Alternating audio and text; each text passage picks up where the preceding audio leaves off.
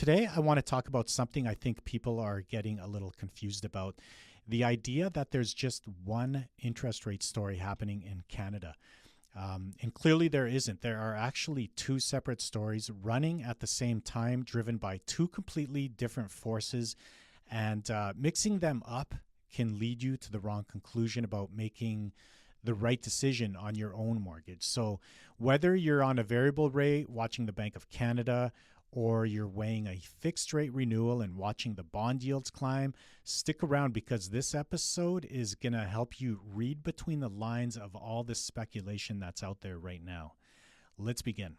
If there's one thing you take from this episode today, let it be this: the Bank of Canada's overnight rate, okay, that's the one that drives your variable rate mortgages or anything linked to prime rate, and the bond market, now that's the one that actually prices your fixed rate, they are not the same thing. And right now, they're not even moving for the same reasons. Think of them as two different nervous systems. One responds to domestic inflation and jobs data, and that's pretty much it. And that would be Canada's central bank, the Bank of Canada. And the other one, I'm referring to the bond market, reacts to, you name it, like everything else: global bond flows, foreign trade shocks, investor sentiment on the other side of the world, credit rating agencies, downgrades, a central bank in Japan or Europe deciding to buy or dump government debt, a government bond auction in Washington that scares the crap out of investors all over the planet. This thing is volatile and it's triggered by many, many things broad scaled. And that's what's going on here. Two completely different nervous systems, two completely different moods. So going forward, knowing this distinction, slow down, take your time, and read more carefully into the headlines and the news blasts. Don't immediately jump to conclusions. Okay, so let's start with the one most people are talking or speculating about right now. The Bank of Canada held its policy rate again in July. We're now approaching almost 2 months ago here, keeping it at 2.25%, or what I refer to as the consumer prime rate of 4.45%. I read a really good take from one of the bank economists that I follow not long ago, and it lines up with pretty much what I've been telling my clients. A Bank of Canada rate cut, it is possible, but it's not the base case. And here's what I mean. Tariffs technically make the case for a rate cut. The bank has actually acknowledged this, but counter tariffs and rising energy prices pushed CPI inflation up to 3.2% in May. Core inflation is still hovering near the 2% target, and the GDP growth has resumed around 2.5% in Q2. And unemployment is soft, and it's just trickling in there. It's not a major issue. None of that adds up to an emergency cut type of alarm.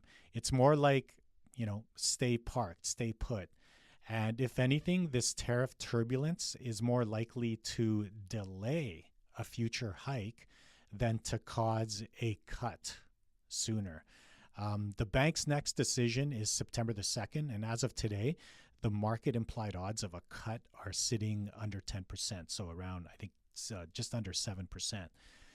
So now let's shift over to the bond market, what most people aren't tracking, and it's arguably the more important one if you're deciding between fixed and variable.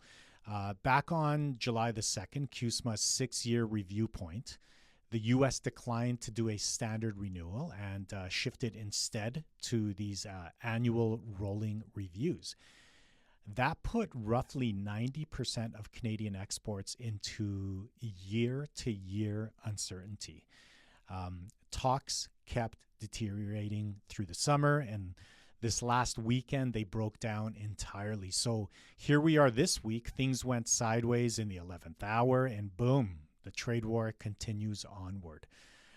From a very simple perspective, you might be thinking, okay, trade war, bad news for the economy, so rates should be coming down everywhere, right? Wrong. That's not what happened, or that's not what is happening. Instead, the Canadian dollar took a direct hit and fell to its lowest level in 2 months. But Canada's 10-year bond yield, the one that actually prices fixed mortgage rates, climbed to 3.76%. It's the highest level since April 2024.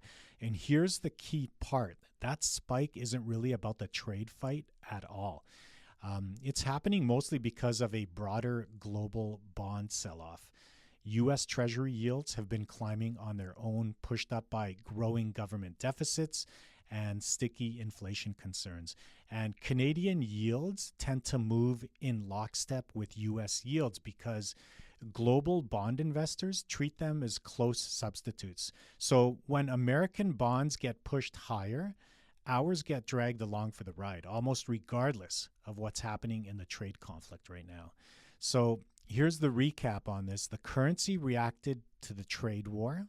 The bond market reacted to something bigger happening around the entire world.